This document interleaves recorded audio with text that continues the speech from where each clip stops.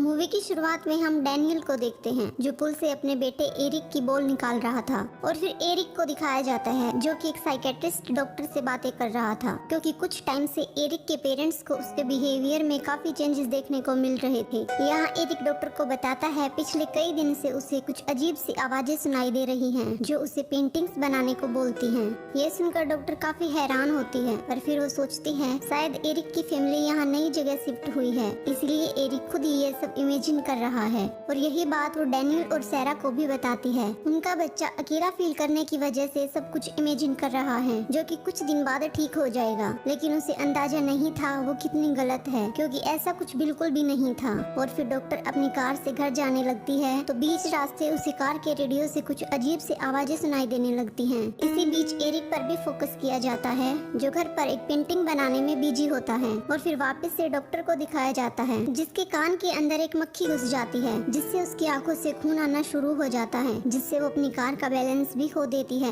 और उसकी कार एक पेड़ से टकराने से एक टहनी उसके मुंह से होती हुई उसकी जान ले लेती है, जिसके बाद वो मक्खी उसके कान से निकलकर उड़ जाती है। उधर एरिक की पेंटिंग भी बनकर तैयार हो जाती है और हम देख पाते हैं कि उसने एक टहनी की पेंटिंग बनाई होती है जिस पर खून लगा हुआ था। इसके बाद डैनियल को दिखाया जाता है जो घर की वुडन वॉल से निकल रही मक्खियों से परेशान होकर उन्हें भगाने के लिए स्प्रे करने लगता है। पर तभी वो किटोकी से एरिक डैनियल को पुल के पास बुला लेता है ताकि वो उसकी बॉल निकाल सके, लेकिन बॉल निकालने के बाद डैनियल एरिक को दोबारा से पुल के पास जाने से मना कर देता है। इसके बाद जब रात को सभी सो रहे होते हैं तो पुल की साइड से काफी तेज आवाजें आने लगती हैं जिससे डैनियल की नींद खुल जाती है और वो जाकर देखता है तो वहाँ का गेट खुला हुआ था। लेकिन जब डैनियल वहाँ से वापस आता है तो एरिक को वो किटोकी पर किसी से बातें करते सुनता है जो कि उसकी समझ से परे था। वहीं एरिक बात करते हुए अपने टॉय को देखता है जो अचानक से हिलने डुलने लगता है। वो टॉय को बंद करता है तो तभी वो अपने सामने एक काले साए को देखता है जिससे डर कर एरिक अपने चद्दर में छिप जाता है। पर वहीं काला साया धीरे धीरे उसके पास आकर उसका मुंह पकड़ लेता है। इसी बीच डैनियल वहाँ आ जाता है जो कि अपने बेटे को बचा लेता है, पर यहाँ एरिक से उसकी फैमिली फोटो गिरकर टूट जाती है जिससे डैनियल के हाथ पर हल्की सी चोट आ जाती है। और फिर अगले दिन डैनियल और सैरा को दिखाया जाता है। एरिक को स्कूल से निकाल दिया गया था क्योंकि उसने अपनी ही प्रिंसिपल पर अटैक करके उसे इंजर्ड कर दिया। यहाँ सैरा एरिक की इस हरकत को देखते हुए डिसाइड करती है कि साइकेट्रिस्ट अब हर रोज उससे मिलने आएगी, पर तभी एरिक बताता है वो तो मर चुकी है। ये बात सुनकर डैनियल और सैरा हैरान हो जाते हैं। पहले तो उन्हें लग रहा था एरिक वैसे ही बोल रहा होगा, लेकिन जब डैनियल साइकेट्रिस्ट के घर कॉल करके पता करता है तो सच में साइकेट्रिस्ट मर चुकी थी, जिसके बाद ये परेशान हो जाते हैं एरिक को इसके बारे में पता कैसे चला। पर बाद में वो सोचते हैं शायद स्कूल में किसी ने उसे ये सब बताया होगा। और फिर रात होने पर एरिक फिर से वो किटोकी पर बातें करने लगता है और एक पेंटिंग बनाने लगता है। इसी बीच हम देख पाते हैं एरिक के रूम में कोई था जो उसे देख रहा था। और फिर आधी रात होने पर सभी सो रहे होते हैं तो फिर से पुल साइड से कुछ अजीब सी आवाजें आनी शुरू हो जाती हैं जिसकी वजह से फिर से डैनियल की नींद खराब हो जाती है और वो बाहर जाने लगता है, लेकिन इस बार वो अपनी गन भी साथ लेकर जाता है। पर पुल के पास पहुंचने पर उसके होश उड़ जाते हैं क्योंकि पुल में उसके बेटे एरिक की डेड बॉडी पड़ी तैर रही थी। डैनियल एरिक की डेड बॉडी को निकाल कर रोते हुए चिल्लाने लगता है तो इससे सैरा की भी नींद खुल जाती है और वो जाकर देखती है तो डैनियल एरिक की डेड बॉडी के साथ आ रहा था। अब अपने बेटे की ऐसी मौत होने से सैरा टूट जाती है। यहाँ उसका मन नहीं लग रहा था, इसीलिए वो अपनी मोम के घर जाने लगती है, लेकिन जाने से पहले उसे उनके पिल्लों पर खून लगा दिखाई देता है। पर यहाँ सैरा इसे डैनियल के हाथ पर लगी चोट का खून समझकर इग्नोर कर देती है। और सैरा के जाने के बाद रात को डैनियल वीडियो फुटेज देखने लगता है जो कि उनके इस घर में शिफ्ट होने पर बनाई गई थी। पर इसी बीच उसे कुछ आवाज सुनाई देती है तो वो टीवी बंद करके देखने जाता है, लेकिन तभी अचानक से टीवी अपने आप ही ऑन हो जाता है जो कि डैनियल को काफी अजीब लगता है। और फिर डैनियल सैरा को एक वॉइस मैसेज सेंड करता है कि वो ठीक से पहुंच गई है या नहीं, लेकिन सैरा जब उस वॉइस मैसेज को सुनती है तो उसमें अजीब सी आवाजें आ रही थी। और अगले दिन वो इसके बारे में डैनियल को बताती है तो डैनियल वो वॉइस एनालाइज करने के लिए उसे अपने लैपटॉप से सुनता है तो वो शॉक रह जाता है क्योंकि उस वॉइस में उसे अपने बेटे एरिक की आवाज सुनाई देती है जो कि हेल्प के लिए चिल्ला रहा था। इसके बाद डैनियल एक EVP एक्सपर्ट यानी इलेक्ट्रॉनिक वॉइस फिनोमिना एक्सपर्ट से हेल्प लेता है जो कि अपने इक्विपमेंट लेकर घोस्ट का पता लगाने डैनियल के घर आते हैं। और फिर जर्मन नाम का आदमी और उसकी बेटी रूथ पूरे घर में थर्मल कैमरास लगाकर घर को चेक करने लगते हैं और एक रूम में रूथ को कोई बेड पर बैठा हुआ दिखाई देता है। ये देखने पर वो सोचती है वो डैनियल होगा, लेकिन तभी जर्मन बताता है वो डैनियल नहीं है, वो तो बाहर बैठा है, यानी वो कोई घोस्ट है जो इस घर में रह रहा है। इसी बीच जर्मन के हेडफोन से काफी तेज आवाज आना शुरू हो जाती है, जिससे वो काफी डर जाता है। अब इन्हें कंफर्म हो जाता है यहाँ कोई घोस्ट रहता है और वो अगले दिन एक बार फिर से ट्राई करने को बोलकर वहीं सो जाते हैं। लेकिन आधी रात को जर्मन को अपनी मरी हुई वाइफ दिखाई देती है, जो उसे अपने पास बुलाकर बोलती है समय आ गया है अब उनके हमेशा के लिए साथ रहने का, और वो जर्मन का हाथ काटने लगती है। लेकिन तभी रूथ आ जाती है, जिससे जर्मन होश में आकर देखता है तो वो खुद ही अपना हाथ काट रहा था।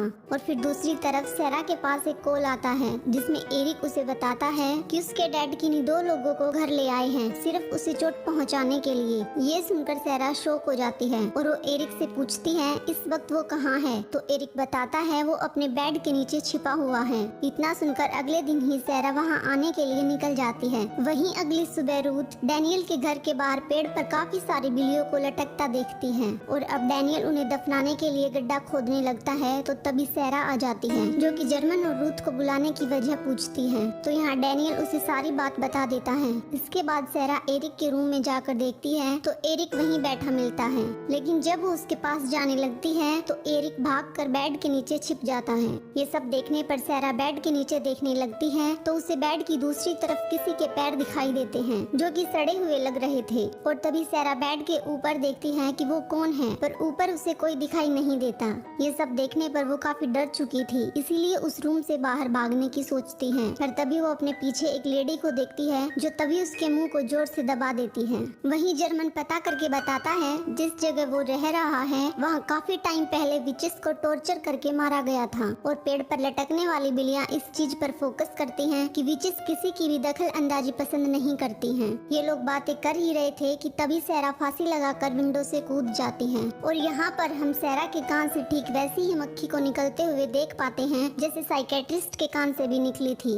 और फिर इस सब के बाद डैनियल काफी दुखी हो जाता है। वो अब किसी भी हालत में जानना चाहता था कि उसकी वाइफ और बेटे को मारने वाला कौन है। और फिर डैनियल अपने रूम में आ जाता है, जहाँ उसे अपनी वाइफ और बेटा दिखाई देते हैं और वो उनके पास जाने लगता है तो वो गायब हो जाते हैं। डैनियल इधर उधर देखने लगता है तो तभी वो घोस्ट उस पर अटैक कर देता है। वहीं एक तरफ रूथ वीडियो फुटेज देख रही थी कि तभी उसके सामने सैरा की वीडियो फुटेज खुल जाती है, जिसमें वो देखती है जब सैरा फांसी लगाकर विंडो से कूद गई थी उस समय वो घोस्ट भी वहीं था, जिसके बारे में वो अपने डैड को भी बताती है। इसके बाद ये डैनियल को जाकर बताते हैं कि इस घर के नीचे ही उन विचेस को मारा गया था, जो शायद अब उनकी जान लेने के पीछे पड़ी है। ये सुनकर डैनियल बोलता है शायद उसे वहाँ जाने का रास्ता पता है, और वो उसी वुडन वॉल को तोड़ने लगता है जहाँ से वो मक्खियाँ निकल रही थी। और फिर वो दीवार तोड़ने पर ये लोग अंदर जाते हैं, जहाँ उन्हें एक विच का स्केलेटन दिखाई देता है, जिसे छूने से जर्मन को दिखाई देने लगता है उसे विच को किसी के द्वारा कैसे टॉर्चर किया गया था। जिसके बाद जर्मन उस स्केलेटन को जलाने की सोचता है ताकि वो उनका पीछा छोड़ सके। पर जब जर्मन वहाँ आता है तो उसकी टॉर्च ब्लिंक करने लगती है और तभी वो विच जर्मन के सामने आ जाती है, जिससे वो काफी डर जाता है। वहीं अब रूथ को भी अपनी मरी हुई मदर दिखाई देने लगती है, जो उसे अपने पास बुला रही थी। लेकिन यहाँ रूथ समझ जाती है वो उस विच की कोई चाल है, इसीलिए वो उसके पास नहीं जाती, जिस वजह से वो विच आकर उसे बुरी तरह डराने लगती है। वहीं हम दूसरी तरफ डैनियल को भी देखते हैं, जिसे फिर से अपनी वाइफ और बेटा दिखाई देने लगते हैं और वो डैनियल को अपनी बातों में फंसाकर उसे गले लगा लेते हैं। पर यहाँ वो विच ही थी जो डैनियल को गले लगाकर उसे पजश कर लेती है, जिसके बाद वो खुद पर ही ऑयल डालकर खुद को जलाने की कोशिश करता है।